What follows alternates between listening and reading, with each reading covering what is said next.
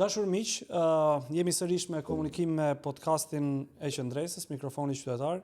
Sigurisht ne kemi pasur mundësi të trajtojmë një seri temash, por ajo që mbetet edhe le të themi qendra e punës së Qendresës lidhet kryesisht me çështjet arsimore dhe si ne sillemi si shoqëri ndaj çështjeve arsimore, si janë ndërtuar nga elementet teknik deri në ato të cilat janë pak më filozofik. Megjithatë, ne kemi një interes të shtuar edhe për të kuptuar mbi raportet që vendi jon ka ndërtuar me proceset arsimore, ose si është qasur historikisht vendi jon arsimit, po edhe ngjarjeve të ndryshme të cilat kanë shënjuar le të themi atë që është arsimi në vendin tonë, dhe duke bërë një le të themi xhiro midis elementeve të ndryshme të historisë, duke nisur nga Kongresi i Manastirit deri tek humbja le të themi e elitës që shoqëria shqiptare përjetoi gjatë viteve 1945 dhe patëm mundësi që të rikuperojmë gjithë këtë humbje në kurrikulën arsimore ose në agjendën kombëtare shtetërore mbas rrëzimit të këtij regjimi.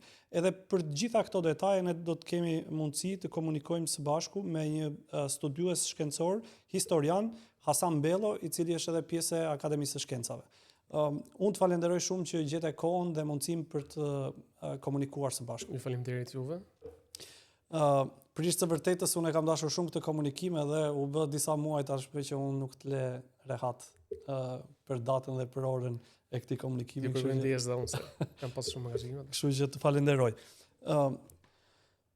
Sigurisht që përgjatë ne jemi një vend ku kam përshtypjen edhe identitetin kombëtar ose atë që është le të themi ikonike si lëvizje të cilët ne shpesh i adresohemi rilindjes kombëtare, ku tashmë është futur edhe politika për ta rrëmbyer pak nga lavdia e këtij tokfjalshi. Mbetet le të themi një nga ngjarjet që ka shënjuar në një farë formë një lloj drejtimi në historinë e vendit tonë. Megjithatë, unë doja t'ju pyesja ju si studiues, si e vlerësoni ju këtë si eveniment, Kongresi i Manastirit 1908? Atëherë, Kongresi i Manastirit është një pikë kulmi për sa i përket përpjekjeve të elitës intelektuale dhe patriotike shqiptare për unifikimin e alfabetit të gjuhës shqipe. Sepse para Kongresit të Manastirit kemi pas në përdorim mbi 15-16 alfabete në të gjithë vilajetet shqiptare. Por sigurisht që në zonat caktuara dominonte një alfabet i caktuar. Kush ishte ky alfabet që dominonte? Pak për të kuptuar kontekstin ç'ndodhte përpara këtij kongresi. Atëherë përpara, për shembull shekullin 17-18 ka pas alfabete të ndryshme. Për shembull ka qenë alfabeti shqipja shkruhet me alfabet osman ose arab. Pra në shqip po me alfabet osman ose arab. Kjo quhet alamjada shqiptare, pra letërsia e kultivuar në shqip, por me gërma arabe. Pastaj ka pas një shtresë caktuar sociale, kryesisht tek popullsia ortodokse e Shqipërisë së Jugut, e cila shkruan në shqip me gërma greke.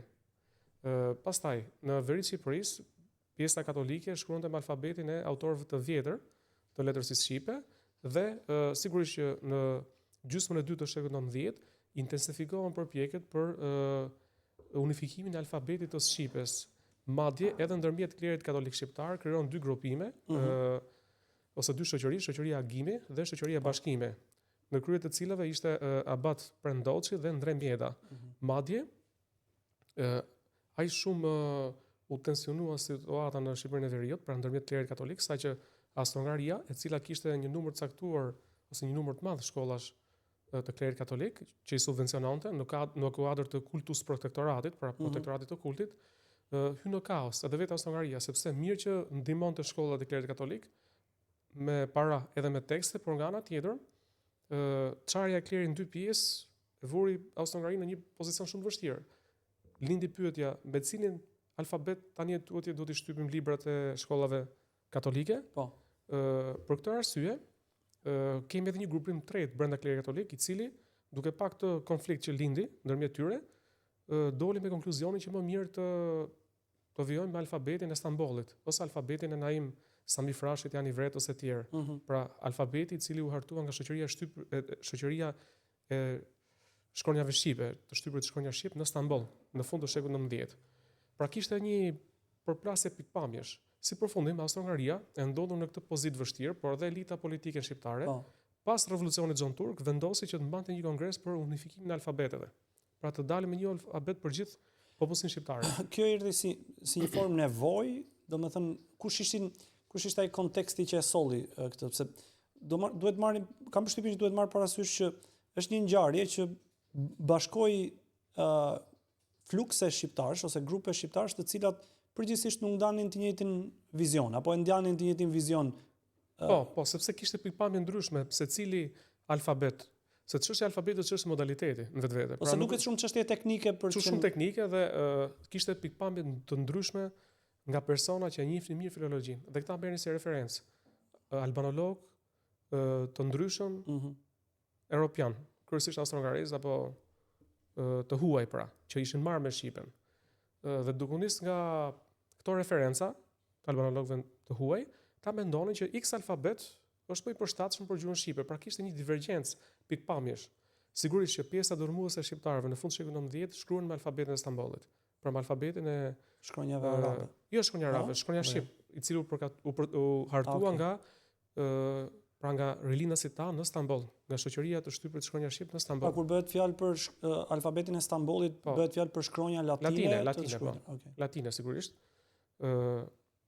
Prandaj, duke parë situatën që krijua pas revolucionit Xhon Turk, ku Xhon Turqi si koncesion ndaj kontributit që shqiptarët kishin në revolucion, i lanë ata që të organizonin një kongres për unifikimin e alfabetit të gjuhës shqipe. Madje Sultan Abdulhamiti II ka dhënë edhe një sasi parash si subvencion për të mbajtur kongresi. Pra ka dokument, është një dokument në arkivin tonë të shtetit. Kjo ishte një nga pyetjet e mia në fakt. Kush ishte, domethënë si ishte i financuar ky kongres? Duke ditur për masat e saj dhe kostot që duhet që të gjithë delegatët të akomodoheshin edhe elemente tjera. Sigurisht në radhë parë që ndon Austro-Hungaria, pastaj kolonitë shqiptare, pastaj edhe vetë, siç e thash, administrata osmane e kohës, e cila në këtë periudhë kishte një lloj flirtimi me nacionalizmin shqiptar për shkak të kontributit që kishin dhënë në revolucionin Xhon Turk. Prandaj kongresi është fill pas revolucionit.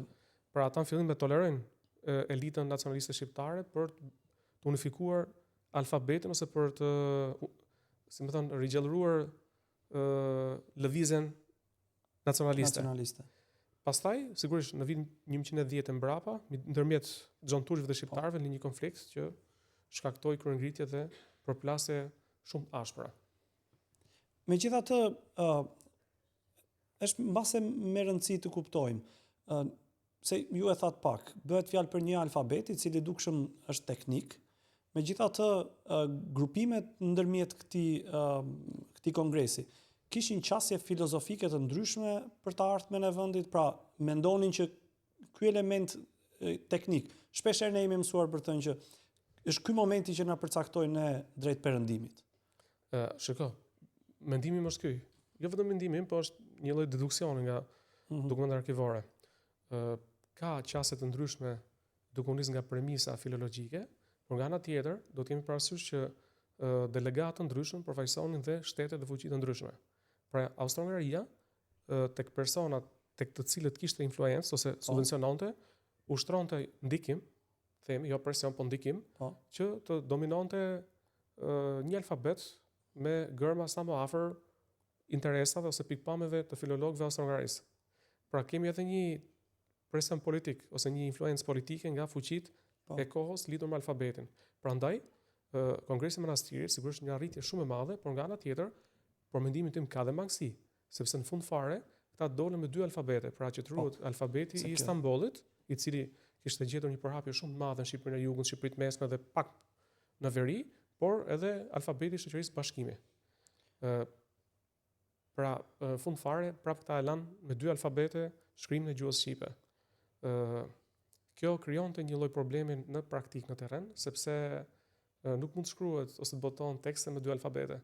Kjo është edhe çështje teknike pastaj, sepse duhet kemi parasysh që një pjesë dërmuese e teksteve të shkollave shqipe ose të letërsisë shqipe të atyre viteve, pra prodhoheshin jashtë, shtypeshin jashtë, sepse nuk kishin mjete teknike brenda vendit. Gjithsesi është një farë arritje që çoi drejt unifikimit, por e mira do ishte që të kishin dalë me një alfabet. Por fakti që aty kishte dy grupime të mëdha që përplaseshin me njëra tjetrën, vendosën që për momentin shqipja të vijoj të shkruhet me këto dy alfabete, pra fund fare baza ishte alfabeti latin. E kuptoj. Pra kjo është orientimi perëndimor në thojza që ka Kongresi i Manastirit. Pra që ne një herë mirë elita jonë intelektuale dhe patriotike vendos që shqipja të shkruhet me gërma latine. Pra kjo është thelbi. Pastaj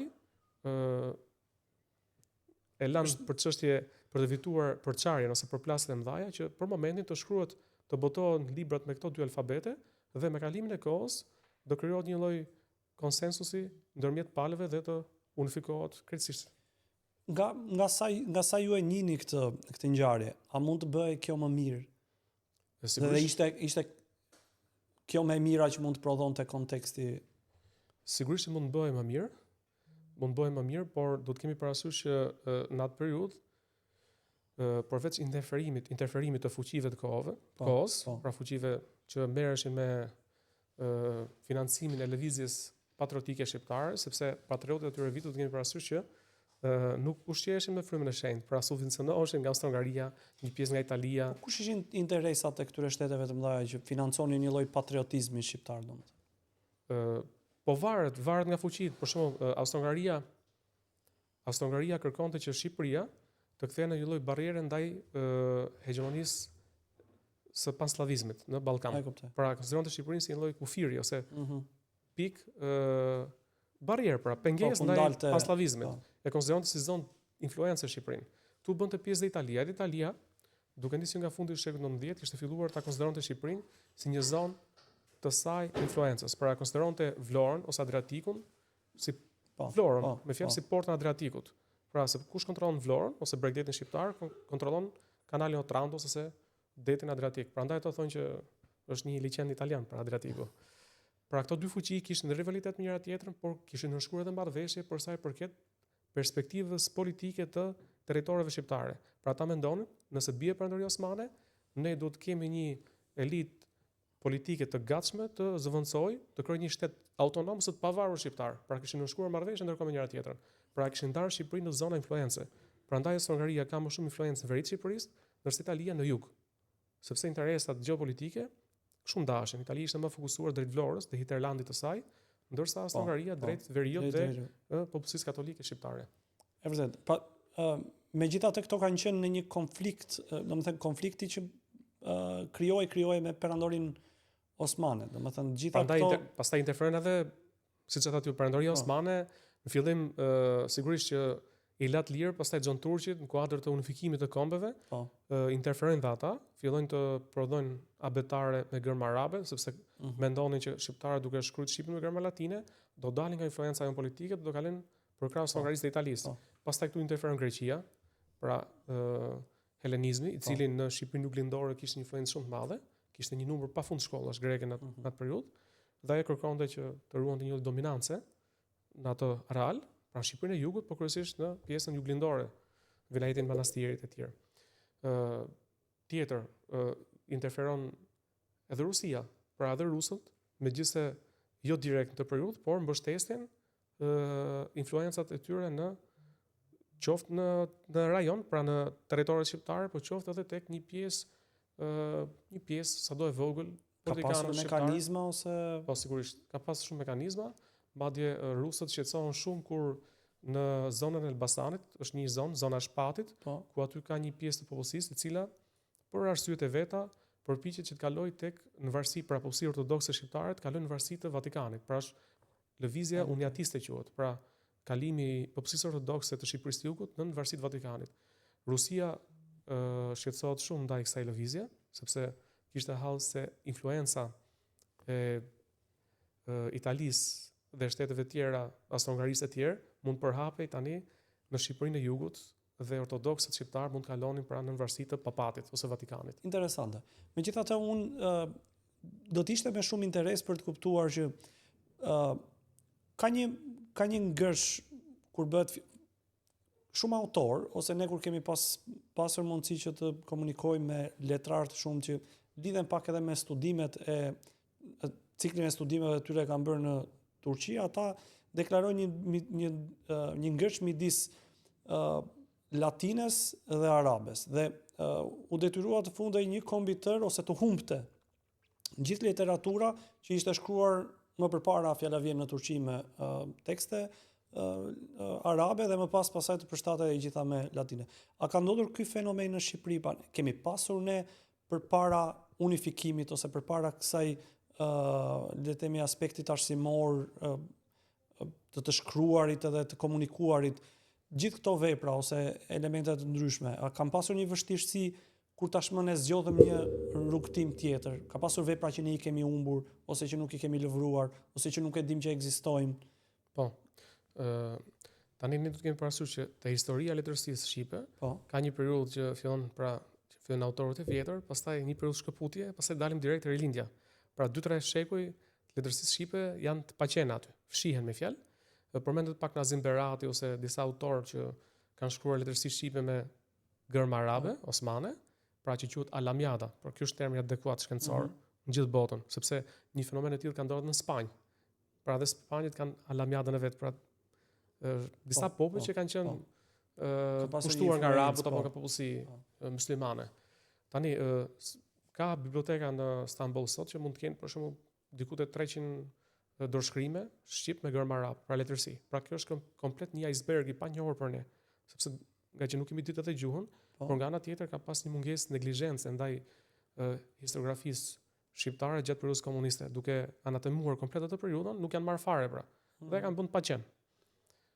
Sigurisht që kjo kërkon specialist, kërkon njohës të mirë të osmanishtës, edhe filolog, që të merren pra me zbulimin e këtyre teksteve shqip, por me gërma arabe.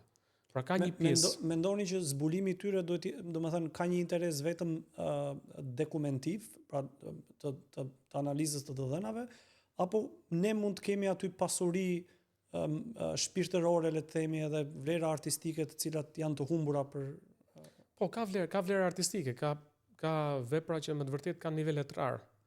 Për periudhën e caktuar, për shembull 17-18 kryesisht.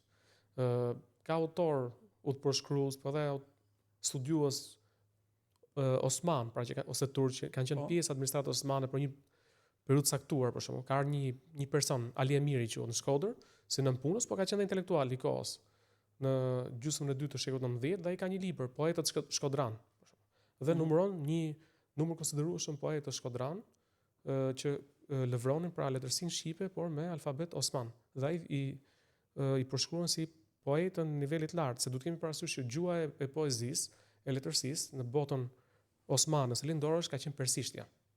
Pra dhe sot poezitë më të bukura thuhet që janë në gjuhën perse, sepse është gjuha e letërsisë, është një nga kulmet e letërsisë botërore. Dhe këta poetët shqiptar pra shkruan edhe shqip me gërma osmane, arabe, por shkruan edhe në gjuhë tjera, në gjuhën lindore, persishte. Anglishtja asaj kohe. Gjuha e letërsisë është persishtja në botën lindore. Prandaj këta kultivonin në një letërsi në këtë gjuhë. Por duhet kemi parasysh që poet po kaq të famshëm sa të kishte Shkodra, ka pas Elbasani, Bandi Elbasani quhej në shekullin e 16-17 si qyteti poetëve, quhet nga Evlia Çelebi, një utpërshkrues osman i atyre viteve. Pra ai flet më shumë konsiderata, ndërkohë që ne nuk i njohim për ato autor. Një pjesë e këtyre veprave është në arkiva, biblioteka të Turqisë së sotme dhe për mungesë të specialistëve ne nuk po kjo hapësirë institucion, kjo hapësirë le të themi midis shekujsh, se nuk bëhet fjalë për pak. Është adresuar ndonjëherë institucionalisht ndër qarqet e akademikëve ose e atyre që le të themi përpilojnë politikat arsimore të vendit ose kurrikulat ose akademinë e shkencave, përbën një lloj shqetësimi? Atëherë her pas here është ngritur si shqetësim në momente të caktuara, edhe gjatë regjimit komunist, po edhe pas rënies diktaturës, por në përgjithësi për shkak të frymës që ka dominuar në institucionet tona ndaj kësaj lloji kulture ose literature, është neglizhuar. Sigurisht që kjo shoqërohet edhe me një kosto financiare, sepse për të përgatitur studiues ose filolog që njohin këto gjuhë, shteti duhet financojë bursa ose specializime. Por edhe fryma ka qenë, sepse duke pas parasysh që orientimi i komunizmit shqiptar ka qenë ndaj vendeve slave, dhe slavët s'kan pas një qasje pozitive ndaj kulturës orientale në përgjithësi dhe osmane në veçantë. kemi mbajt një qëndrim më distancuar, pra një qëndrim më hus ndaj këtyre veprave ose autorëve të vjetër. Nga vitet 50 ka pas një pjesë të studiosëve shqiptar që duke mbaruar shkolla, duke ditë gjuhët orientale, janë përpjekur që në ato buletinat e kohës të hartojnë artikuj lidhur me letërsinë Bektashiane në Shqipëri, për shembull, Osman Myderisi apo Hasan Zyku Kamberi e tjerë, për këta autorët e vjetër. Mirë po me vdekjen e këtyre dhe me paksimin e studiosëve që njihin gjuhët orientale, detyrimisht edhe kjo fushë ose literaturë ngeli pas dore. Është interesante. Megjithatë, unë do doja të bëja një pyetje që lidhet më shumë jo në një reflektim tuaj personal. Si e vlerësoni raportin e shqiptarëve me çështjet arsimore? Pra duke e përshkruar atë, ju sot jeni, le të themi, i lidhur me akademinë, me jetën, le të themi, të kërkimit shkencor, universitar, ndërkohë për shkak të fokusit njihni edhe aspekte të ndryshme të historisë së vendit. A ka një reflektim tuaj se cili ka qenë raporti i shqiptarëve me arsimin? Në kuadër të saj që theksuat, unë jam duke bërë një studim për shkollat e huaja në vilajetet shqiptare, për institucionet e huaja që kanë ekzistuar në Shqipëri nga fundi i shekullit 19, pra nga vitet 1850 mbrapa deri te 12 kur është pavarësia. Në vilajetet shqiptare ka pas shumë institucione të huaja, pra shkolla italiane, ose hungareze, osmane, greke, bullgare, serbe, franceze më pak e tjerë. Dhe jam përpjek që pra të bëj një lloj studimi shtërus për ndikimin që këto shkolla kanë pas tek shqiptarët dhe interesi i shqiptarëve për këto shkolla. Shiko, shqiptarët si natyrë nuk është se kanë pas një dobësi të jashtëzakonshme ndaj arsimit, sepse duke qenë natyrë shumë energjike, shumë dinamike, shpeshherë i ka përcen shkallët, pra nga parat e 16-ta. Jam fokusuar dhe prandaj te forcat e pushka më shumë se sa te. Edhe ajo është, por mbi të gjitha un kam një me modesti, po them një tezë time, në shqiptarët janë popull perandorak si natyrë. Pra shkëlqejnë në perandori dhe kur krijon shtetin e vet janë shumë problematik. Si pra jemi popull perandorak, ne shkëlqejmë gjithmonë, shikon në gjithë perandoritë që kanë qenë në Shqipëri, shqiptarët kanë qenë në postet më të larta drejtuese. Sepse unë mendoj që këto se them vetëm unë, ka dhe autorë tjerë që e thonë, shqiptarët duke pas të natyrën perandorake i duket shumë i vogël vendi i tyre. Pra janë mësuar që të sundojnë ose të drejtojnë hapësira më të mëdha. Dhe në një Shqipëri kaq të vogël sa që jemi ne, i vjen shumë e ngushtë. Prandaj edhe sot tek kësaj dite ne shkëlqejmë në superstruktura, në shtete perandorake si Amerika për shembull.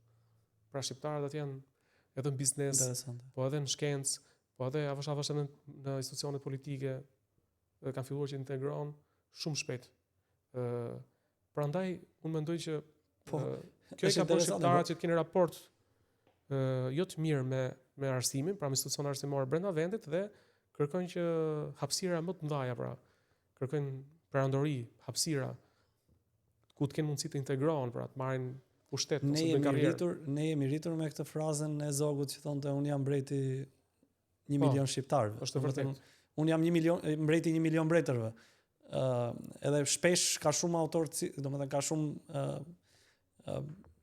shqiptarë të shquar që i referohen këtij lloj modeli. Megjithëse është pak e pa shterueshme pse nuk ja dalim dot të bëjmë këtë. Jo, ajo është ka të bëjë me etnopsikologjinë tonë, sepse çdo popull ka psikologjinë e vet, më fjalë, për çdo etni. Dhe shqiptarët nga natyra është vërtet që janë individualistë. Un kam pas një mik të huaj i cili më thonte që ju shqiptarët keni nevojë që luani më shumë futboll. Pse i thoja unë? Sepse të krijoni frymën e grupit, ekipit, më fjalë.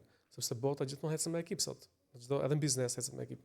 Mirë, po ne shkëlqejmë po ta shikoni ju në sportet individuale, në peshngritje, në boks e tjerë, në atletik, ndërsa në futboll sigurisht jemi më mbrapa sa shtetet e tjera. Ndërsa që në Brej Vlora ka një përcaktim shumë interesant te kujtimet, thotë shqiptarët edhe shtëpiat i kishin larg njëra tjetrës sa një shtëm pushke. Pra është vërtet, po të shikoje shtëpiat e shqiptarëve të para shumë vitesh, në përfshatra i kishe larg njëra tjetrës, sidomos për në ato vite kur ka shkruar që në Brej Vlora kujtimet. Dhe pra një lloj qasje në individualitetit? Po, qasje në individualitetit, unë edhe sot e shikoj kur kaloja kufirin për shembull për Maqedoni ose në Kosovë, shikoja që fshatrat shqiptare në Maqedoni ose në Kosovë janë më të grupuara më afër njëra tjetrës shtëpiat, pra si lagje dhe tokën bujqësore kanë lënë përpara ose mbrapa shtëpisë, pra gjithë fshati. Po. Ndërsa tani po të shikosh fshatrat ton, sidomos mbas 91-shit kur ndodhi dhe një lloj shpërndarje e Shtëpia padrejtë mes të tonë, tokës. shtëpiat janë mes të arës ose larg njëra tjetrës, si të grupuara dhe sepse njeriu ka nevojë edhe për atë aspektin social, Komunitar, po. Komunitar. Pra kjo është vërtet që ne na mungon. Edhe sot e kësaj dite, jo vetëm në të kaluarën. Pra jemi individualistë si natyrë. Po këto institucionet, ju e thatë që po bëni një analizë më të tërëvar, këto institucionet të cilat kryesisht kanë ardhur si një lloj hegemonie që le të themi fqinjet që na rrethonin ose perandoritë që ekspansonin tendonin të vendosnin. Kur fillon vetdia identitare për të pasur shkolla shqiptare? Domethënë është e re si qasje, apo dhe ne kemi pasur një spazm ose momente përpjekje më të hershme se sa le të themi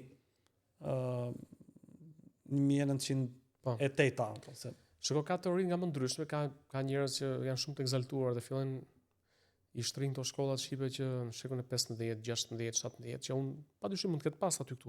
Por shkolla si formë organizimi shtetëror, fillon duke nisur nga gjysma e dytë të shekut 19, kudo në botë. Pra edhe në Europë, edhe në perandori shumë të mëdha, si ishte perandoria ruse, cariste, po edhe në Europë kryesisht, Franca etj. Duke nisur nga gjysma e dytë të shekut 19, pra mbas vitit 1850, fillon shteti e shikon shkollën si një instrument për homogenizimin kombëtar, si përçuese të ideologjisë shtetërore, sepse çdo shtet ka një lloj ideologjie pak a shumë. Dhe kjo është periudha pak a shumë kur edhe në Shqipëri, po edhe në perandorinë osmane, shkollave jepet shumë rëndësi, ka pikpamje institucionale. Sigurisht që ka pas shkolla edhe para gjysmës së dytë të shekullit të 19. Po kjo është periudha ku fytyrë ndarës që shteti fillon interesohet dhe merr drejtimin e institucioneve arsimore në dorë. Më përpara kishin institucione klerikale.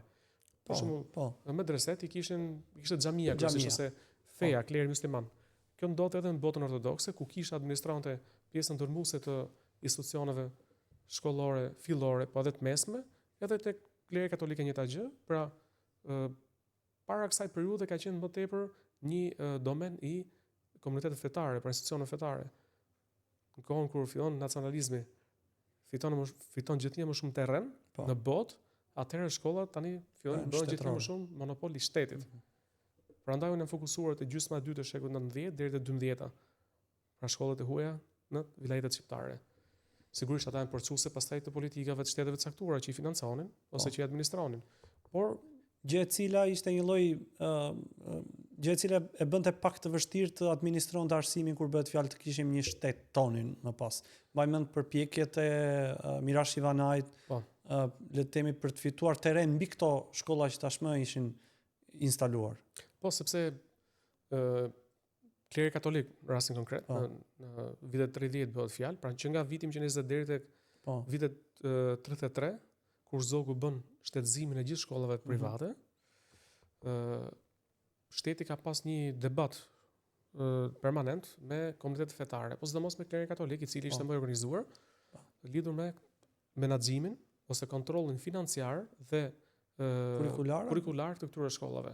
Ata ishin mësuar në kohën e perandorisë osmane që perandoria kishte një ndarje mbi bazën e mileteve dhe çdo komunitet fetar kishte lënë të drejtën për tu vetë administruar. Pra nuk ndërhynte për sa i përket çështjeve fetare, arsimore, por edhe çështjeve civile.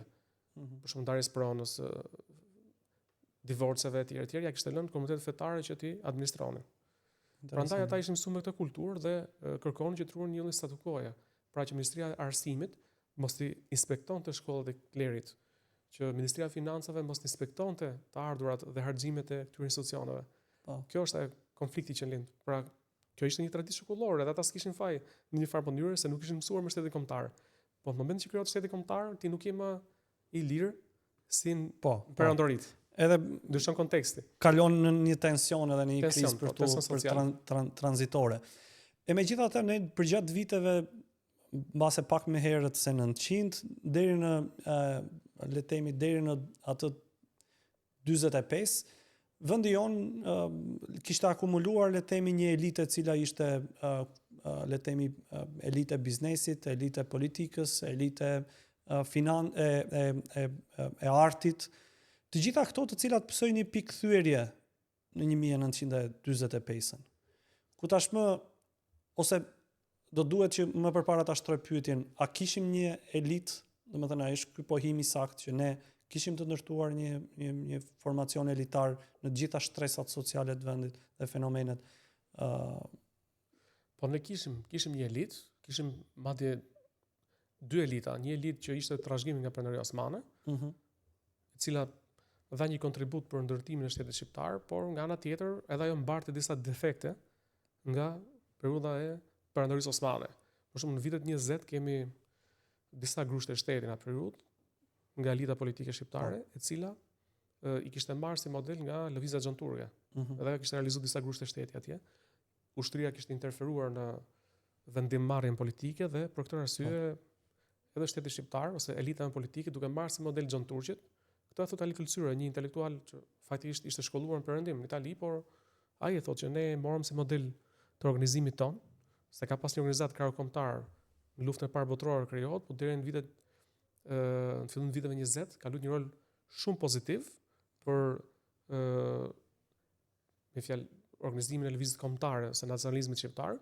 Pastaj mbas 20-s kur krijohen institucione shtetërore, kjo elitë intelektuale ose politike ushtarake kërkonte që të ruante frenat e pushtetit. Pra, mendonte që legitimiteti i ushtrimit pushtetit në Shqipëri na përket ne. Po kjo nuk është gjë e drejtë, faktikisht, sepse portar pushtet duhet të zgjidhesh ose rizgjidhesh nga populli. Pra, nuk ka një diçka të tillë në kushtetut apo në demokraci. Po thoni që ishte një elitë që ishte formuar gjatë trashëgimit të Perandorisë Osmane. Po, kishte anë pozitive, pra ka luajtur rol pozitiv, po ka luajtur rol negativ. Po, okay. Po tjetra elita tjetër është pastaj që krijon shteti shqiptar në vitet 30-40, kryesisht kohën e mbretit Zog ose presidentit dhe më pas mbretit Zog, i cili u përpoqi të krijonte një elitë intelektuale qoftë brenda vendit, duke hapur dhe konsoliduar disa gjimnaze shumë të rëndësishme, siç është gjimnazi i Shkodrës, i Tiranës, Gjirokastër, Liceu Francis Korç, pra disa gjimnaze brenda vendit dhe më pas këtë elitë u përpoqi ta dërgonte në disa nga kryeqytetet më kryesore europiane për t'i kualifikuar. Pra ai filloi krijimin e një elite të shumë të mirë, pra duke dërguar në Montpellier, në Toulouse, në Paris, në Vjenë, në Rom, Torino e tjerë, pra duke dërguar me bursa shteti, dhe Shqipëri çdo vit i riktheheshin pra mjek, ku ndërmjet tyre ishte edhe Enver Hoxha. Po, ishte edhe Enver Hoxha i cili nuk arriti diplomohej, sepse ngeli 3 herë në të njëjtin vit në Montpellier, por edhe Enveri është ka qenë bursist i shtetit shqiptar. Pra dhe ka qenë me bursë. Edhe një pjesë e elitës komuniste që pas 44-s do të vinë në Kosovë, prapë kanë qenë bursistë të shtetit shqiptar. Pra kanë studiuar në shkollat shqiptare këtu, pra në Shkodër ose në Tiranë e tjerë me bursë të shtetit. Kanë qenë bursistë. Pra, se në atë periudhë Zogu u përpoqi të krijonte edhe një elitë në Kosovë. Pra, në plan afatgjat, ai përpoqi të krijonte një elitë ushtarake, pra një pjesë e kosovarëve që vinin në Tiranë, i regjistronte në shkollën e xhandarmerisë ose në këto shkollat ushtarake, pra kurse 2 vjeçare, 1 vjeçare, por një pjesë të këtyre i dërgoi edhe në shkolla ushtarake në Torino apo në Itali, por edhe në shkolla civile. Pra përpiqej që të krijonte një elitë edhe në Kosovë. Madje legata, se në atë periudhë ambasadat quheshin legat, Jugosllavë në Tiranë e shihte me shumë shqetësim dhe ka raporte shumë interesante për mënyrën se si Zogu po përgatis një elitë kosovare e cila më vonë thotë do na nxjerrë shumë probleme. Dhe ashtu ndodhi fatikisht, këta njerëz që u shkolluan nga shteti shqiptar në ato vite, janë edhe ata që përcollën frymën e nacionalizmit shqiptar në Kosovën e okupuar nga Jugosllavët. Pra shteti shqiptar i Zogut ndërtoi një elitë. Pra edhe Enver Hoxha deri në vitet 50-60 vijoi ta drejtonte shtetin me elitën që përgatiti mbretëria shqiptare. Kjo është interesante sepse unë këtu doja të hyja pak tashmë.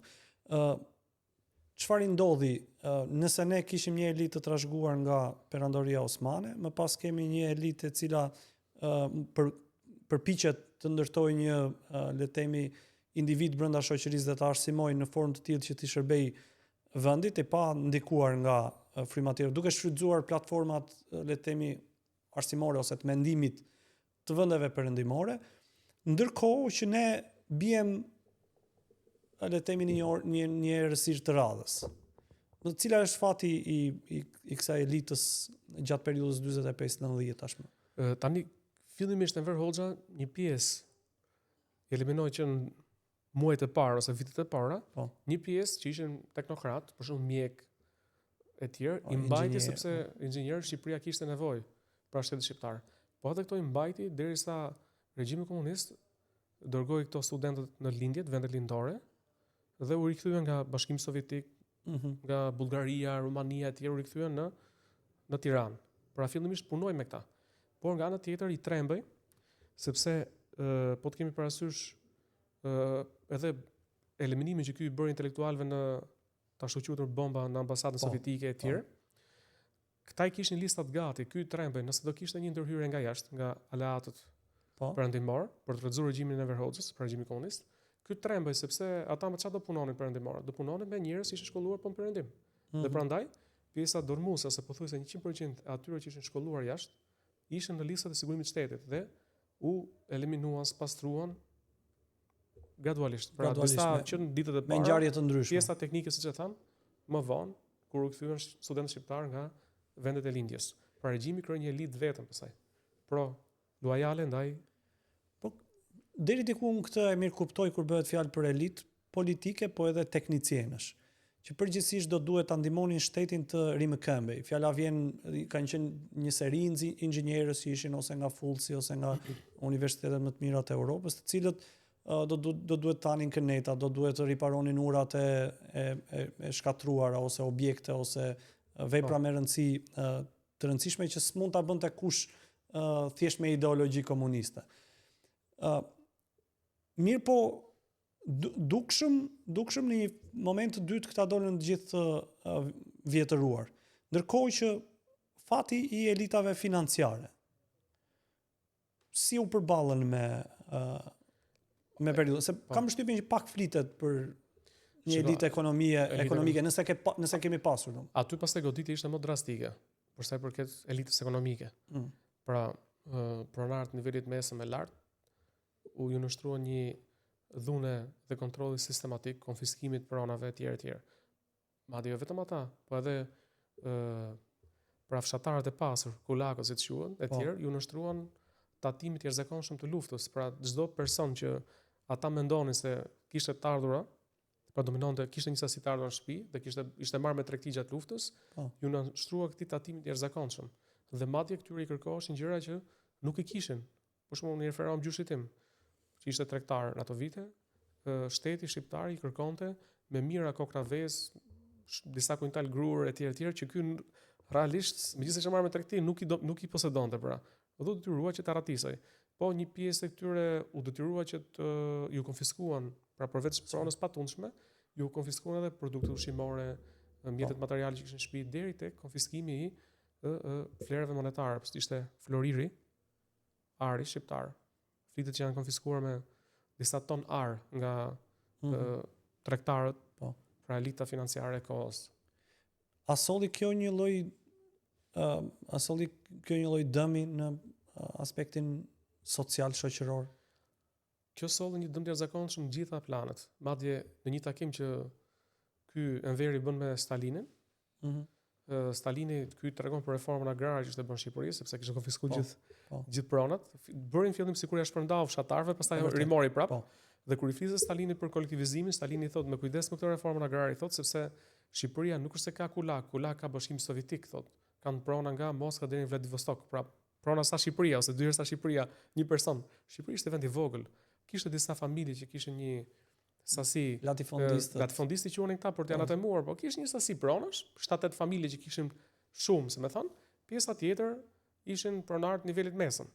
Unë mendoj që çdo shqiptar, por ashtu disa një kategori sociale që ishin popullsi të ardhura me ushtrit e huaja si pjesë e logjistikës, pjesa tjetër e shqiptarëve gjithkush ka pas një pronë sado të vogël, qoftë një baçe para ose mbas shtëpisë, po të gjithë kanë pas një sasi sado të vogël prone. Pra, unë them që kjo politika ekonomike e regjimit komunist preku çdo familje shqiptare. Pra jo vetëm ata ta shoqëruar latifondistë apo kulakët, por çdo familje shqiptare, se të gjithë kishin një baçe të shtëpia. E vërtetë është.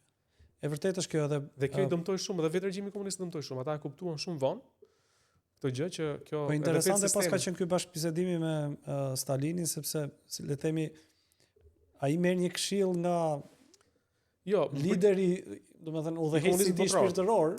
Po edhe Hrushovi ka dhënë këshilla shumë objektive kur ka ardhur Hrushovi në Shqipëri, i ka dhënë këshilla shumë objektive këtyre elitës tonë politike. Ta tallente librat e tyre me Hrushovin, si për shembull. Kanë atë mojnë, por ai thonte ju mbillni agrume, mos u merrem me industrializimin e Shqipërisë, sepse Shqipëria nuk e ashtu dot, nuk për shumë nafta shqiptare nuk bën, i thonte, nafta shqiptare.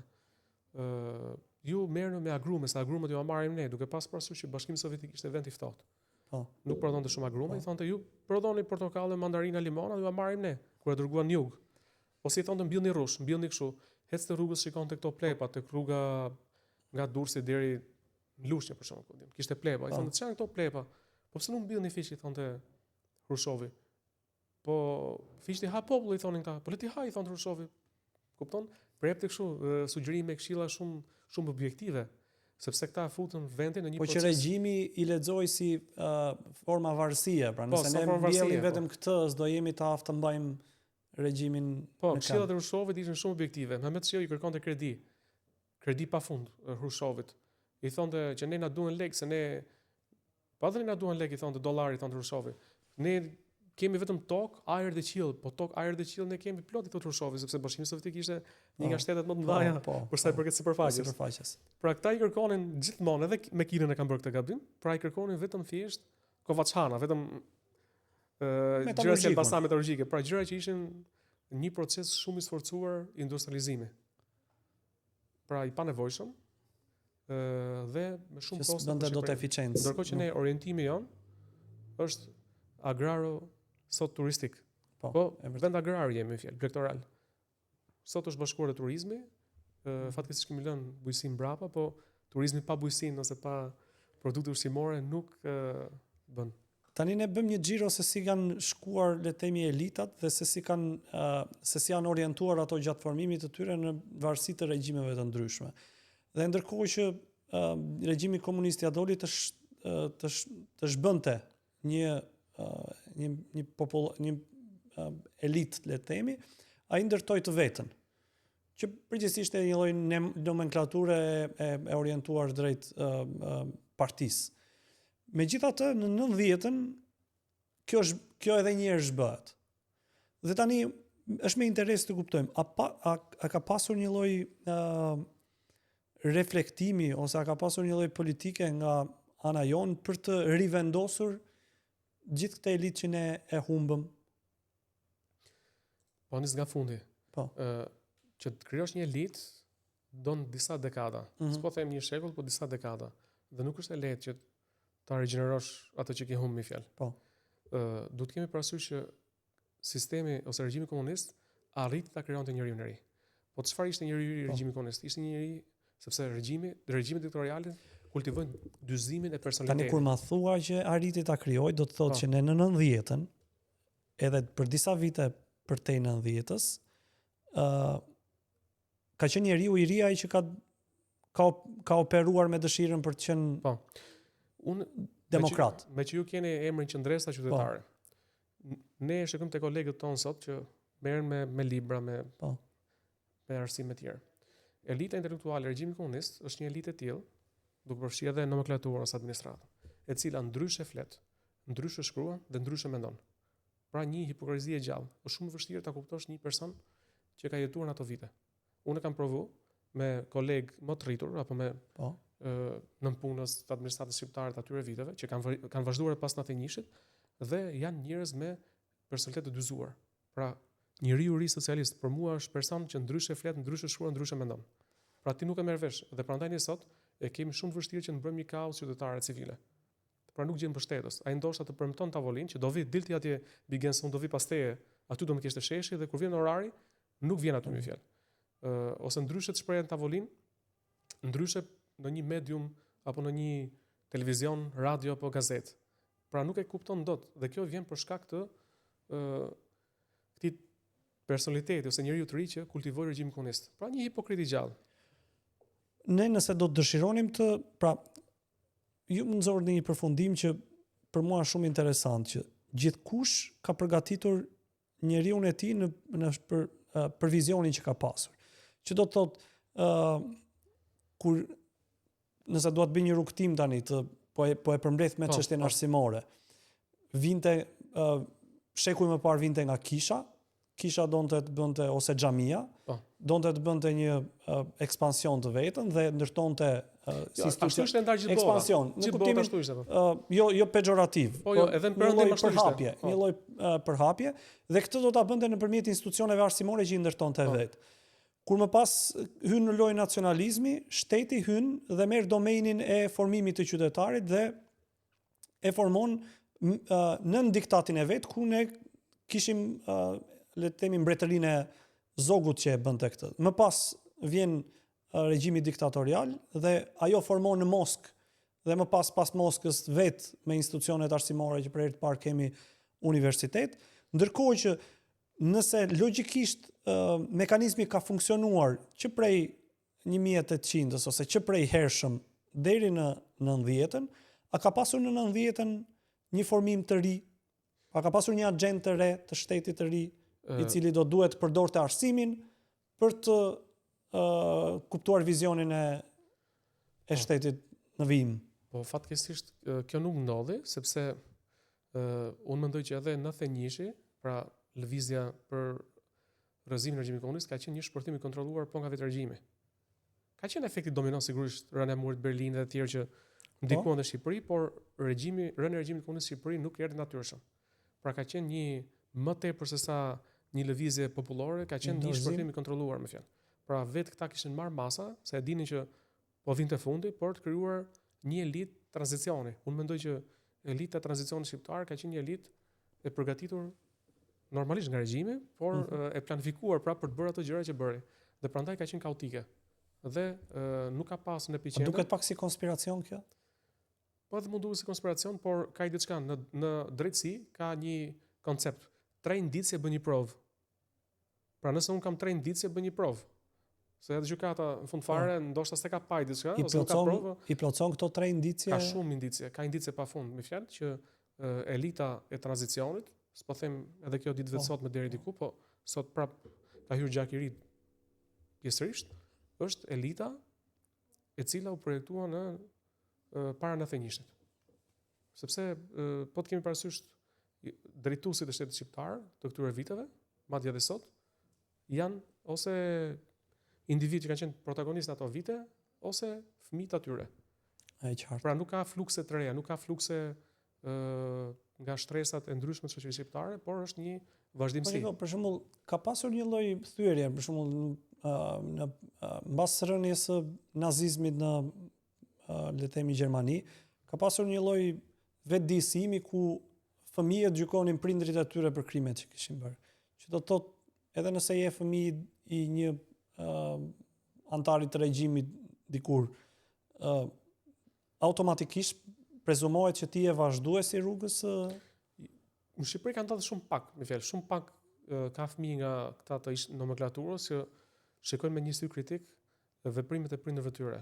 Me fjalë, kuptohet që Fatas Lubonja është një personazh që bën përjashtim, deri diku Spartak Ngjela, deri diku edhe Bashkim Shehu, mund të themi, por pjesa tjetër, pjesa dërmuese e fëmijëve të ish nomenklaturës komuniste, përkundërzi janë krenarë që janë fëmijët atyre prindërve. Po e sjell kështu se për shembull për fat edhe koherencë të bisedës, kryeministri është një fëmijë I një deputeti të regjimit periudhës. Mirë, po ai gjithmonë në kujtimet e tij thotë që unë konfliktohesha shpesh me babain tim. E besoj, unë shikoj kryeministri jonë është një politikan shumë I mirë. Me fjalë, flas për Shqipërinë, jo në rang rajonalist global, po për Shqipërinë, pra në kuadër duke krahasuar me të tjerët. Dhe unë shikoj që ai mban një qendrim të dyzuar, pra bën një lloj politike, pra në diskurs ai hiqet më kritik se sa shumë opinion që vjen nga familjet persekutuara në diskurs publik. Se më ka rasti që ka marrë pjesë në aktivitete ku ai kur e ngjon lidhur me shumë gjëra, thuhet që ky është një person që I lën brava fëmijët e ish burgosëve politik. Po kur shikon de facto në terren gjëra konkrete, nuk është se ka një vokacion të tillë. Madje përpiqet që pjesëtar të ish nomenklaturës ose shtresë të caktuara ti përdori. Pra, sigurisht ai shikon si depozit sociale atë, prandaj i përdor. Kështu që në diskurs është një person që mban qendrim kritik ndaj të kaluarës, në diskursin publik. Por sa i përket pastaj veprimeve konkrete në terren, ai gjithmonë më shumë përpiqet që ish komunistët ose ish nënpunësit e atyre viteve ti përdori sigurisht për elektorat, për të marrë votën. Kjo është e vërtetë. Unë e futa vetëm për të bërë një kontrast. Megjithatë, ne bijem dakord që janë, le të themi, institucionet arsimore që e formojnë një lloj ndërgjegje kombëtare dhe një lloj orientimi drejt së drejtës ose për të dhënë vlerësimin e disa figurave. A keni një reflektim tuaj se si është ndërtuar sistemi arsimor që ne kemi sot, kurrikula? A do duhet që gjithë kjo humbje që mund të vi nga ato që ne folëm, që është një letërsi që sot nuk ja dim kuptimin e shkronjave, deri tek elitat cilat i kemi humbur për gjatë 45 viteve komunizmit. Si duhet ishte qasja e drejtë e vendit tonë në proceset arsimore për këto çështje? Fatkeqësisht na ka munguar gjithmonë ajo busulla, e cila për mendimin do të jetë interesi kombëtar. Pra interesi për të ruajtur vlerat dhe identitetin ton. Duke mos pas pra si epiqendër se çdo shtet, edhe këto që janë shtete perandorake, siç është Amerika sot, ai kur lufton diku në Afganistan ose në Irak, thotë ne po mbrojmë interesat e kombit amerikan në X vend, që në të vërtetë kombi amerikan është kombi Coca-Cola ose i disa elementeve, pra nuk është një kombi mirëfillt etnik. Është multietnik. Po. Ndoshta ne duhet të kishim pra në epiqendër të gjithë hapave që do hidhemi në arsim, në administratë, kudo, interesin kombëtar, pra cili është interesi jon në plan afatgjatë ose në plan afatmesëm. Pra na duhen ne nuk e kemi këtë buzë. Ne nuk kemi fare, sepse ne edhe fjalën për mbështetjen kombëtare po e heqim nga gjithë institucionet. Sot në Tiranë shumë pak institucione se objekte kulturore, artistike gjen me mbështetjen kombëtare. Po si për shembull kujt ja kemi hequr? De facto tash janë gjithë mbyllur, aja dje doja të shëtiste një mikun tim, nuk kemi institucion, galeria kombëtare është mbyllur, muzej kombëtar është mbyllur. Pra çdo përmbështesë kombëtare fillon e na bën alergji tani. Pra ose mbyllen ose është elën pasdore. Ndërkohë që të gjithë shtetet dhe kombet japin rëndësi. Edhe teatrin e kemi mbyllur. Teatrin kombëtar po është mbyllur, pra është mbyllur ai teatër që duhet të ishte, sepse një hapësirë ne kemi gjetë për një teatër kombëtar. Pastaj sa rëndësi jepet nga shteti shqiptar financimit të institucioneve që prodhojnë kulturë dhe identitet. Shumë pak më thënë. Shumë pak. Pra gjithmonë këto janë plan dytë dhe detyron artistët shqiptar të gjitha fushave ose intelektualët që ta zhvendosin aktivitetin e tyre në shtete ku gjen mbështetje financiare. E vërtetë. Unë doja, përpara se të kalonim në komentimin e disa fotove, unë doja një, le të themi, ndër studimet që ju keni realizuar, sigurisht që ju jeni përballur me emra, me fate njerëzish, me kontribute që ata mund të kenë dhënë ose jo. Ju vetë keni një listë emrash të cilët ju shqetëson fakti që askush nuk i njeh në këtë vend?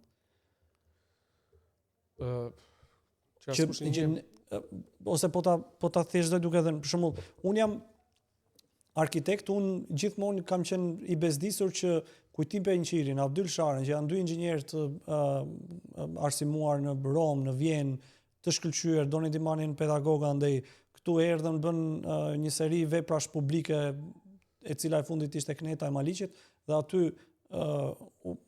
vdiqën, le të themi, u vran nga regjimi, ndërkohë që sot nuk kanë asnjë emër qoftë edhe të një sallë leksioni në Universitetin e Arkitekturës. Atëherë, me që ju keni studiuar arkitekturë, ka një fakt shumë interesant. Tirana ka pas vetëm një kryetar bashkie arkitekt, ka qenë Qemal Butka.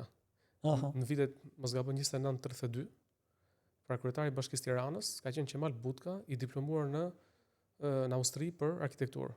Interesant. Pas unë di që ka futur për herë parë betonin në Shqipëri, për materialin betonit, pra ka aplikuar në Shqipëri, dhe është autor i disa veprave, jo vetëm në Shqipërinë atë viteve 30, sepse ky mbas 44-s largohet, jeton kryesisht në Shtetet Bashkuara të Amerikës, por ka punuar me shumë kompani të ndryshme dhe ka vepra arkitektonike, jo vetëm në Amerikë, po kanë Stamboll, kanë Egjipt, kanë shumë vende të botës.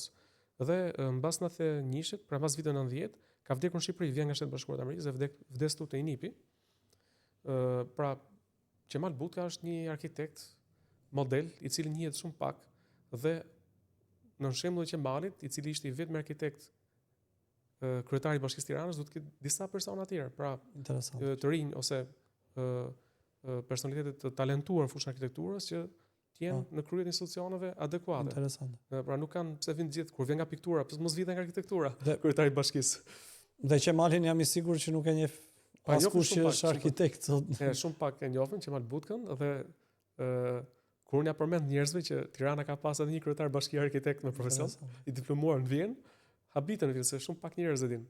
Pra si ka mundësi që në ato vite, shteti shqiptar ishte aq i kujdesshëm që në krye të bashkisë caktonte një arkitekt dhe sot, por shumë mbas 91-shit mbrapa, ne kemi një arkitekt kryetar bashkie, jo vetëm Tiranë, po në pjesën ndërmuese të bashkive në Shqipëri.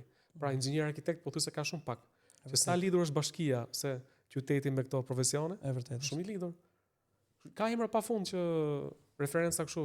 Megjithatë, unë dua t'i marr 2 ose 3 emra që ju mendoni që ne nuk i kemi dhënë asnjëherë vendin e dur dhe qytetarët nuk i njohin, pavarësisht kontributit të jashtëzakonshëm që ata kanë dhënë. Po shikon, edhe mund të njohin, po nuk i kanë gjusi emra, po nuk i njohin veprat e atyre ose konkret. Por shumë Mitrush Kuteli mund merret të shpik reference. Pra është një shkrimtar shumë i mirë, pra shumë i talentuar. Ma bëre qefin mua që jam nga Pogradeci? Jo, unë të thoj edhe për Lazgushin. Se janë të dy. Pra njëri është prozator, tjetri është poet shumë i mirë, dhe nga ana tjetër janë intelektual që përbëjnë referencë morale për të gjitha brezat. Pse?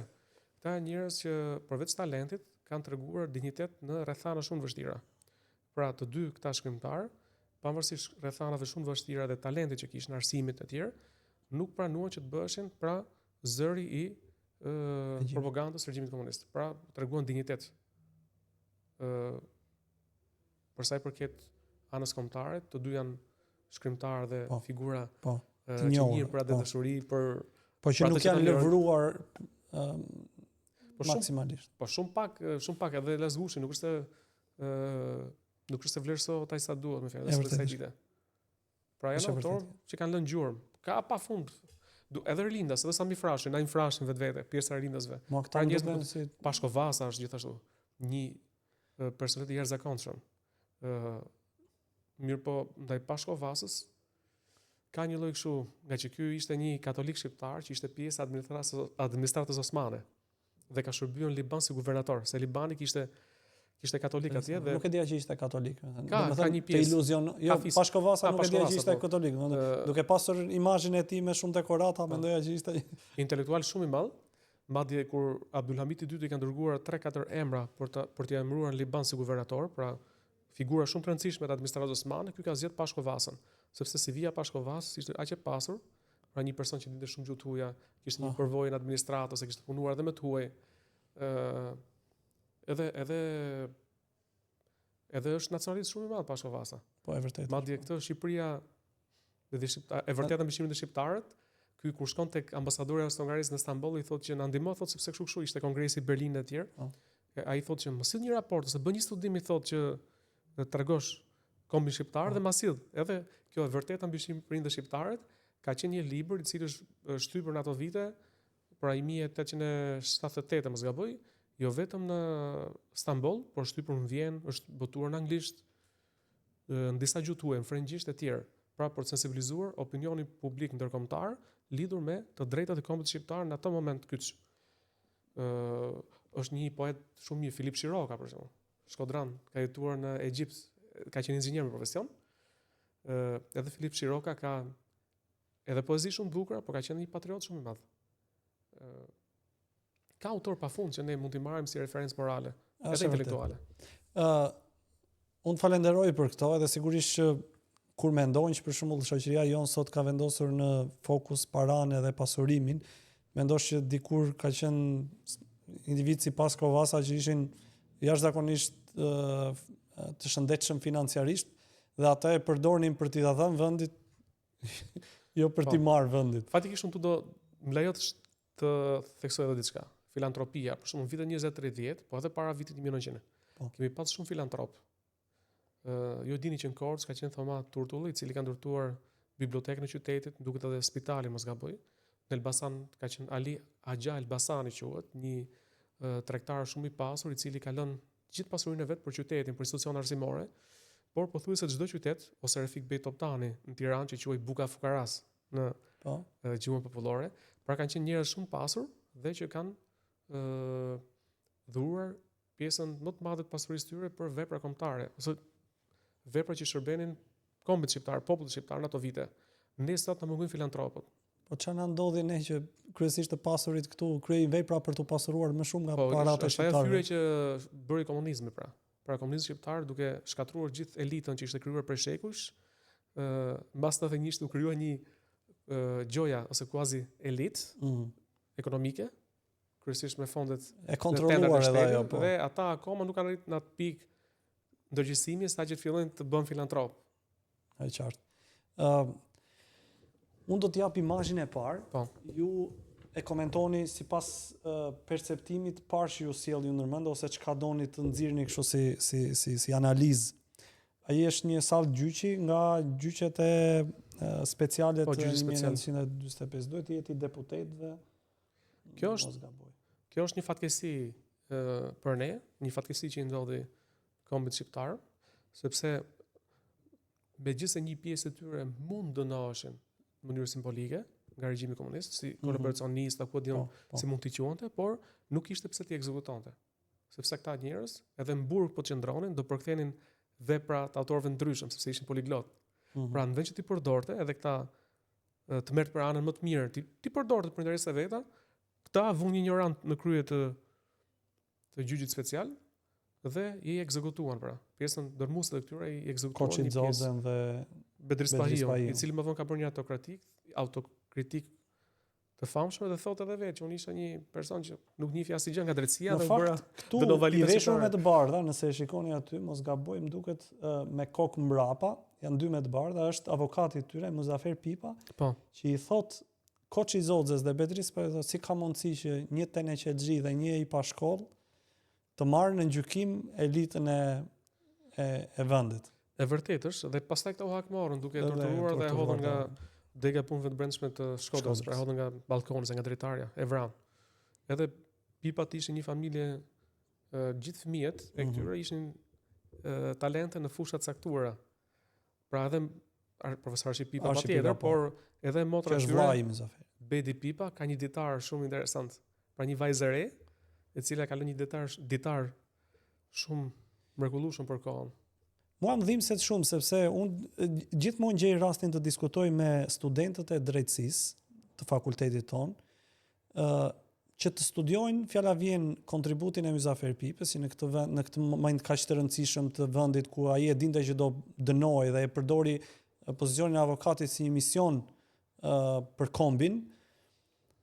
Është pa kuptim që salla aty të mbaj emrin për shembull salla 203. Ndërkohë që ti ke një figurë kaq të madhe dhe pse jo leksioni i parë që të formohen gjithë studentët e drejtësisë mund të jetë një integriteti, dinjiteti që tregon Muzafer Pipa në rrethana të tilla. Edhe që bie me fjalë ekzekutohet për ato që ndër pra merr një kosto. Mirë, po vjen një imazh i dytë. Po. Kjo është çeta e Çerçistopullit. Po, çeta Çerçistopullit, un kam dy shok ose njëri nga këta është Marin Mema, fatikisht që më thotë e kam kështu idhull, thotë Çerçistopullin. Unë i them që Çerçistopulli ka një kontribut të jashtëzakonshëm, pra është figurë, është figurë tipike, por figurë më e rëndësishme akoma se sa Çerçizi vet është i vllai i tij, Bajo Topulli. Bajo ishte truri i çetës në ato vite, ishte mësues ose profesor në gjimnazin e manastirit. Edhe për familjen Bajoja ishte. Po Bajo ishte, ka qenë kryetar bashkie e Gjirokatës, mos gaboj, pak më vonë dhe ishte pra një intelektual dhe truri i kësaj çete. Po ne duke pas atë vokacionin kështu të pushkës të armës, vlerësojmë më shumë Çerçizin sa Bajon, po të dy kanë kontribute po aq të mëdha në lëvizjen kombëtare. Po ta mendosh që ne i quajmë pushkën Çerçizit, po Çerçizi vetë mbante për shok Mihalin, i cili ishte një letrar po aq i mirë, që do thotë edhe ai vetë dinte këtë shquante. Se unë në kuadrë të studimit për arsimin, më del pra trajtoj pak këtë çështjen e çetës ose lëvizjes së çetave në atë periudhë. Dhe ata kanë shpërndar abetare, kanë bërë disa vizita në klubet e Rumanisë, Bullgarisë. Po, këtë do thoje që këto kanë bërë një aleancë me vëllehët e manastirit ose të atyre zonave, me popullsinë vëllehë. Pra ka një aleancë shqiptaro-vëllehë në këtë periudhë kundra panhelenizmit, që ishte shumë i fuqishëm në Shqipërinë juglindore, pra në Korçë, manastire e tjera. Pra shqiptarët në rrethana të caktuara janë detyruar që të bëjnë aleanca me element etnik ose etnokulturor që i ndjenin më pranë tyre. Dhe kjo aleancë me vëllehët vazhdoi, pra përgjithësi kanë shkuar mirë shqiptarët edhe me Rumaninë si shtet, po edhe me vëllehët, që janë dy gjëra ndryshme normalisht.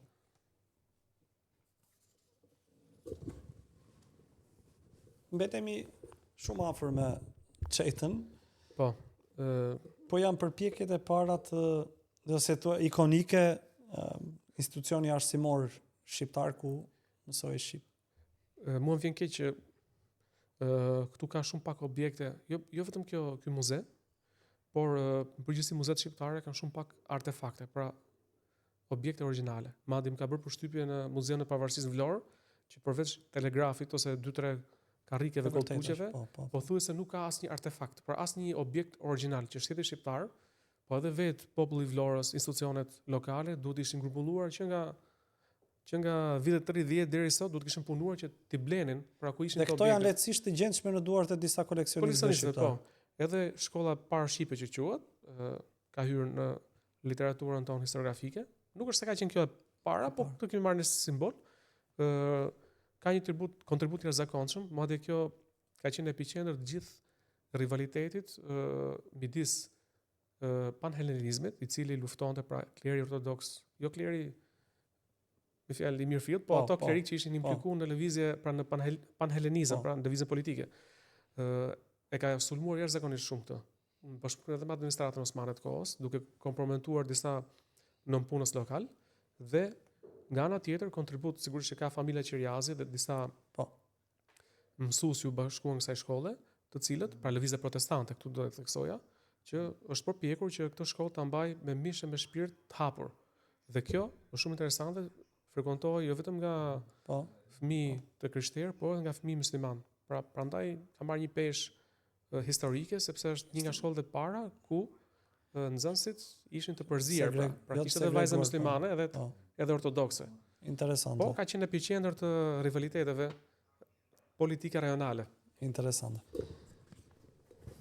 Nuk po të orientoj, po të le të më japësh një përshtypje. Atëherë këto emblemat e familjeve mesetare shqiptare. Sigurisht që të cilat duhet thënë që kanë pasur një pjesë e mirë e tyre, kanë pasur një jetëgjatësi të gjatë. Po, kanë pasur jetëgjatësi të gjatë. Familjet fisnike shqiptare si të quhen në literaturë, përveç kësaj kanë pasur edhe lidhje me shumë dinasti, jo vetëm ballkanike, por edhe europiane në këtë periudhë. Pra bënin edhe krushime me familje larg përtej vendeve ballkanike. Kanë kontribute, sigurisht, por kanë edhe mangësi, siç është rivaliteti që kanë pasur ndërmjet tyre, madje osmanët në Ballkan. Këta i kanë thirrur, pra në rivalitet me njëri tjetrin, kanë kërkuar një më të fortë për të mundur kundërshtarin. Pra po këto i kanë thirrur. Mua vjen keq që ne kemi shumë pak objekte materiale që vijnë nga periudha e këtyre familjeve fisnike shqiptare. Kurse për sa i përket këtyre simbolikave, pra emblemave, do të kemi parasysh në Shqipëri ka shumë familje nivelit mesëm apo të lartë që kanë pasur këto heraldik quhet kjo. Pra këto stemat e veta. Pra përveç këtyre ka shumë familje, ka dhe shumë tjera. Mungon sot një katalog, siç është ky, me pra duhet kishte shteti shqiptar duhet kishte ndërmarr një ekspedit, po jo tani. Edhe tani mund ta bëj për shumë vonë. Po. Do të kishte ndërmarrë që mbas 44-s kur konsolidohen institucionet arsimore shqiptare, një ekspedit për të mbledh gjithë këto stemat nëpër porta, se zakonisht këto viheshin nëpër tek portat. Që simbolizonin familjen. Po, prandaj kanë dalë termi që ata janë portë madhe ose në portë madhe më fjalë për disa familje. Oxhak i madh i thuaj, Oxhak. Edhe ka shumë familje të tjera, pra mund bëjë një katalog vetëm me këto simbolikat e familjeve të mëdha ose të mesme shqiptare. Do ditë shumë interesant. Edhe sepse kjo është e nevojshme sepse edhe në aspektin figurativ ose emblematik ose të simboleve të një vendi kam përshtypjen që jemi pak të varfër. Domethënë ne kemi një flamur, kemi emblemën kombëtare që është po flamuri me për krenarin e Skënderbeut dhe një figurë qendrore që është Skënderbeu dhe po shtoj dhe Ismail Qemali. Domethënë edhe nga aspekti i simbolikave ne jemi shumë të varfëruar si vend. Për shembull, këtë nuk e të dalësh në vendet e Europës që ne vizitojmë shpesh, i gjen edhe tek dyert akoma. Domethënë janë tek Po. Në Itali është po në disa qytete shqiptare familjet kryesore kishin, pra, siç e përmenda, për shembull Shkodër, në Vlorë, po diun. Kanë pas stemën e vet në çdo port me fjalë. Sigurisht Shqipëria ne duhet të kemi parasysh që ne na ka dëmtuar shumë, edhe na ka favorizuar geopolitika ose pozicioni gjeografik. Pra ne jemi si një shtëpi e ndërtuar mbi ur. Pra shtëpi mbi ur, pra tu kalojnë të gjithë. Duke kaluar të gjithë, çdo fuqi e huaj përpiqet të imponojë një simbolik të vetën ose të lërë gjurmën e vet. Edhe e fundit, un kam sjell jo Ali Pashën për figurën e Ali Pashës, por do doja të ftoja në një reflektim që unë kam ndjer kur kam filluar të mësoj mbi figurat që ju thatë që ne kemi prodhuar shumë për perandorinë osmane. Pra perandoria osmane ishte superfuqia e botës, si ti ishe sot shtetar apo administrator, nuk di, i pozicioneve ndryshme në Shtetet e Bashkuara të Amerikës. Edhe duke pasur kaq shumë kryeministra, kaq shumë pashallar, si ka mundësi që në vendin ton, ndërkohë që kudo që viziton gjen kryevepra, në vendin ton nuk arritën të sillin një gur të skalitur ose një kolon klasike ose gjen pothuajse pak ose as pak vepra të ndërtuara në vendin ton. Është e vërtet, po shikoj nga ana politike, edhe nga ana ekonomike deri diku, se historia nuk duhet të parë shumë lineare. Ka pas rënje, ka pas kulme. Për shembull historianët që merren me shekullin e 18, të Shtetit Osman, e kanë kështu si shprehje që shekulli 18 është shekulli i shqiptarëve, sepse ata dominonin perandorinë osmane. Pra ishin krypërilit dinastin vete. Po krypërilit kanë bërë objekte, kanë disa objekte në Berat ose në Shqipëri. Kanë shumë perandorinë osmane ata, si dinasti, se kanë qeverisë perandorinë. Është e pakrahasueshme çka na ndej. Është e pakrahasueshme, sigurisht është e pakrahasueshme, por kanë disa objekte që i kanë bërë. Sigurisht edhe unë kam këtë konsiderat, siç e keni ju, që shqiptarët që ishin perandorinë osmane do të kishin bërë më shumë për Shqipërinë. Sepse në vetë perandoria ose çdo perandori funksionon me lobe. Këta nuk është se nuk kanë bërë lobing, madje ose këta e gjenin njëri tjetrin, pra në perandorinë osmane, shqiptarët e kanë gjetur njëri tjetrin, kanë formuar klube, kanë formuar influenca. Kanë qenë lob. Pra në shekullin e 18, 17-18, ka dy lobe ndaja që përplasen. Është lobi ballkaniko kaukazian, pra i Azisë Mesme, pra serbët, grekët edhe këto elita që vinë nga Kaukazi, është këtë lobi shqiptar. Pra lobi shqiptar kanë qenë një nga më të fuqishmit. Po kulmon me krypërilit, pra. Familja krypërilit nga Roshniku i Beratit. Po mos ka qenë kjo arsyeja që ishin kaq të me influenca, sepse nuk shikonin shtëpinë e tyre më shumë se sa shtëpinë e madhe, se kjo shtëpi e tyre është një çik term nacionalist, po. Tani ka diçka. Se duhet ndajmë këtë kulturën materiale, pra trashëgiminë materiale nga aspekti ekonomik ose politik. Tash në aspektin politik dhe ekonomik, unë i referohem një profesori rus, i cili është një nga 2-3 profesorët rusë që ka bërë historinë e parë të shqiptarëve, se rusët na kanë bën fillim ne, historinë e Shqipërisë. Është një libër që është botuar në gjuhën shqipe, është përkthyer tani, para 2-3 vitesh mos gaboj. Pashallëqet, Pashalluku i Bushatlive dhe Lepashte Pelenës, pra nga ky akademiku rus, historiani rus. Dhe ai del në konkluzionin, jo vetëm ai, po unë po them po i referohem atij tani. Grigor Yashkin e ka ky, që shqiptarët në shekullin e 18 nga ana ekonomike kanë qenë super, me fjalë. Pra ai merr rastin e një fshati në Bënç të Pelenës, ku një familje kishte 300 kokdele, me fjalë. 300 kokdele ti kesh sot është pasuri jo në atë kohë. Pra ne deri në shekullin 18, kur ishin këto krypërilit nga ana ekonomike dhe politike, ishin fuqishëm.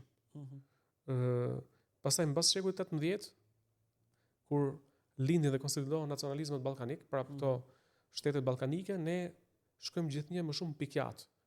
Pra, është çështje lobimi.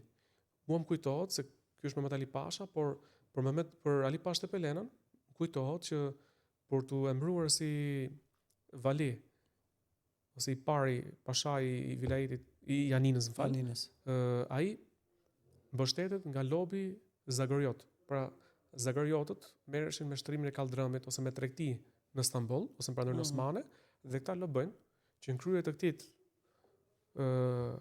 kësaj njësie administrative, pra në Janin të vinte Ali Pasha Tepelena, që ta ishin pjesë e dërmues ishin ortodoks, po donë Ali Pashën sepse këtë shikonin si ka qenë influencë inkorporate. Pra ka pas lobim. Pra prandoria osmane ka qenë si Amerika sot, pak a shumë. Pra me lobingje, pra lobingu nuk zgjerin prandorisë, gjë tjetër.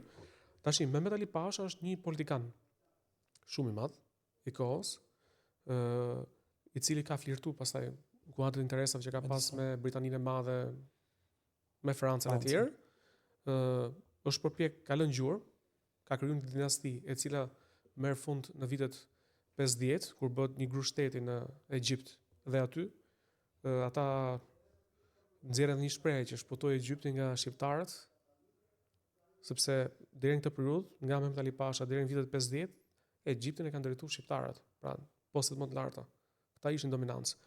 Unë di që Mehmet Ali Pashën, këta perëndimi, se po them disa kuriozitete, se për këtë ka libra pafund që e trajtojnë. Di që me Mehmet Ali Pashën në perëndorinë osmane, perëndimi ka përdorur për herë të parë teorinë e kaosit kontrolluar.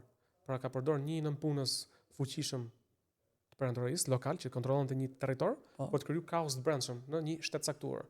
Pra këto teoritë strategjike, konspiracionit apo të shërbimeve sekrete që oni si doni, kanë filluar të përdoren që në këtë periudhë pak a shumë. Ndoshta edhe më herët, po unë them, ky është një rast konkret ku Mehmet Ali Pasha është fillimi i teorisë kaosit kontrolluar brenda një shteti, për ta dobësuar, për ta tronditur me fjalë, kanë përdorur pra këto kanë mbështet suportuese, më thënë Mehmet Ali Pashën, për ta dobësuar perandorinë, sepse ky del kundër sultanit dhe krijon influencën e vet brenda perandorisë. Dhe vazhdon dinastia e themeluar nga ky deri në vitet 50.